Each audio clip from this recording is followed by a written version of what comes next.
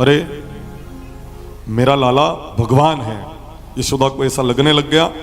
तब श्री कृष्ण मन में सोचते हैं कि अगर माँ मुझे भगवान मानने लग गई ना तो मैं माँ के प्रेम और आंचल की छाया से वंचित हो जाऊंगा। श्री कृष्ण माँ के ऊपर माया का आवरण डाल देते हैं। कृष्ण चाहते हैं कि मुझे माँ का प्रेम मिले, पर आज के बच्चे कहते हैं माँ तो कुछ भी नहीं जानती है। अपने इधर के बच्चे ऐसा नहीं कहते हैं, दूसरी तरफ के बच्चों की बात कर रहा हूँ। यहाँ तो बहुत सेवा करते हैं माता जी की, मम्मी की खूब सेवा करते हैं बच्चे इधर। माँ तो कुछ भी नहीं जानती है। जब कोई बेटा ये बात बोलता है ना, 100 बिच्छू एक साथ डंक मारे इतनी तकलीफ माँ को होती है।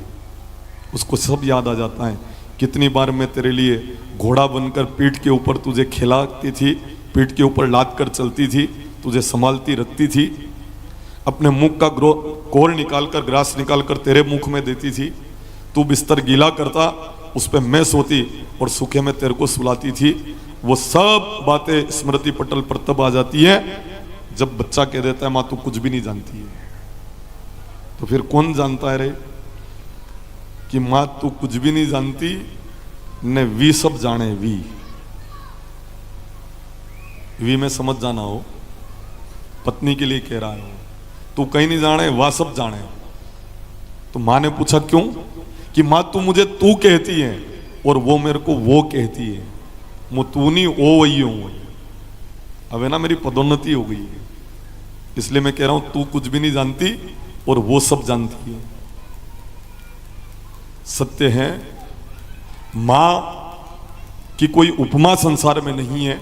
मां का ऋण कभी नहीं चुकाया जा सकता। अभी तक के इतिहास में केवल 2 व्यक्तियों ने अपने मां के ऋण को उतारा है, अभी तक। तीसरा कोई नहीं है जिसने अपने मां के कर्ज को उतारा और चुकाया। कौन कौन है दोनों? एक तो गरुड़ और एक हनुमान। इन दोनों ने अपने मां के ऋण को चुकाया है। इसलिए हर मंदिर में एक तरफ गरुड़ जी और एक तरफ हनुमान जी का चित्र होता है। अपने यहां भी 4 भुजानाथ में देखना आप, एक तरफ गरुड़ जी एक तरफ हनुमान जी क्यों चित्र बना रखे हैं? जो मां के कर्ज को उतार दे वो भगवान के मंदिर में स्थान पाते हैं। मां का ऋण कभी नहीं उतारा जा सकता है। अभी तक 2 व्यक्तियों ने मां के ऋण को उतारा है। एक और तीसरा व्यक्ति अभी मिला मुझे जो कह रहा था महाराज मैंने मां के ऋण को उतार दिया। मैंने पूछा कैसे? तो उसने कहा हाथ बोरी शक्कर मां के मोसर में गारी। बहुत बड़ा मोसर किया मैंने और मां का कर्ज उतार दिया। जीवता जी सूखी रोटियां भी गले से नहीं उतरने दी नीचे, और मरने के बाद बड़ा मोसर कर दो तो मां के ऋण से उऋण हो जाते हो? यूं नहीं। जीते जी आप उनकी सेवा करो, उनका आशीर्वाद प्राप्त करो। मां का ऋण कभी नहीं चुकाया जा सकता है। एक बेटा कथा सुन लेता है मातृ देवो भव, तो जाकर कहता है मां मैंने सुन लिया है कि मां देवता होती है, इसलिए मैं तेरी सेवा करूंगा। मां ने कहा बेटा तू सो जा, जागेगा तो तू बीमार हो जाएगा। कि नहीं मां मैं तो करूंगा सेवा। वाह कर सेवा तू। मां सो गई। बेटे ने सोचा थोड़ी कमर सीधी कर लूं, आड़ा हुआ तो नींद लग गई। आधे घंटे बाद मां ने उठकर कहा बेटा दवाई पिला दे। तो बेटे ने दवाई पिला दी, मां सो गई, बेटा भी सो गया। 10 मिनट बाद फिर खांसते हुए मां उठी, ला थोड़ा जल पिला दे। बेटे ने जल पिलाया, मां भी सो गई, बेटा भी सो गया। उस एक रात में उस वृद्ध बीमार मां ने 6 बार बेटे को जगाया और 7वीं बार की मीठी मीठी नींद में फिर बेटे से मां कहती है बेटा। बेटे ने झल्ला कर कहा क्या पूरी रात भर बेटा बेटा? जो भी बकना एक बार बक देना, पूरी रात की नींद खराब कर दी तूने। तब मां ने धीरे से जवाब देकर कहा बेटा तू एक रात में झल्ला कर बोला, पर तेरे लिए कितनी ही रात्रियां पूरी की पूरी रात में जागी हूं उसका हिसाब किताब मैंने लिखा नहीं है, डायरी नहीं बनाई है। 6 बार नहीं, पूरी रात भर में जागती थी जब तू बीमार होता था। तुझे गोद में लेकर दीवार के सहारे कोने में टिक जाती थी, सांस तेज होती चौकन्नी होकर संभाल लेती, पूरे दिन काम करती और पूरी रात तुझे गोद में लेकर बैठी रहती। मैं आज पूछता हूं मेरी सभा से, क्या उस मां का ऋण चुकाया जा सकता है? कभी नहीं। औलाद के खातिर इंसान फिरता है मारा मारा, उसे वक्त भला क्या मारे जिसको औलाद ने मारा। जिसकी औलाद सामने हो जाए, तीखे शब्द बोल ले, आंख से आंख मिलाकर आंख निकालकर पिताजी से बात कर ले, मां से बात कर ले, उससे ज्यादा दुखी संसार में कौन हो सकता है भला बताओ आप। औलाद के खातिर इंसान फिरता है मारा मारा, उसे वक्त भला क्या मारे जिसको औलाद ने मारा। कुछ कमी रह गई संस्कार देने की शायद,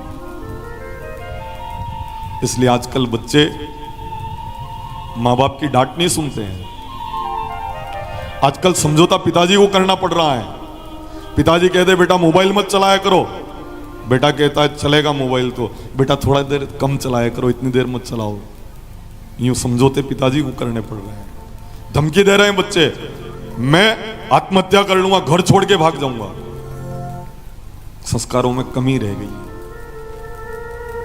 इसलिए ऐसी धमकी सुनना पड़ रही है। समझौते पिताजी को करने पड़ रहे हैं। स्थितियां अपने तरफ ऐसी नहीं, दूसरा काम की बात कर रही हूं। कोई बच्चे तो यूं भी कहते हैं कि मां पिताजी को समझा लेना, पामड़ा के हमें इधर डांटे नहीं, हमारी भी इज्जत है, वारे इज्जतदार।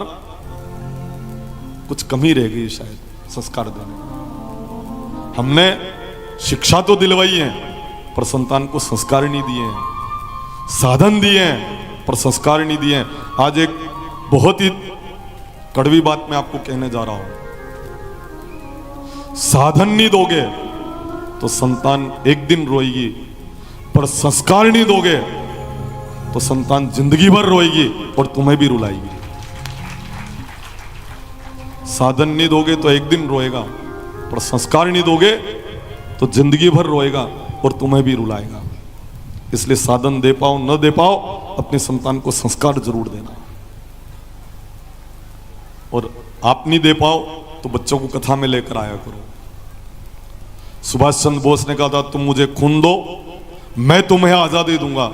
समस्त जो माता पिता बन गए अभिभावकों से मैं आग्रह कर रहा हूं, तुम मुझे युवा दो, मैं उन्हें संस्कारित बना दूंगा। अपने बच्चों को कथा में लेके आओ।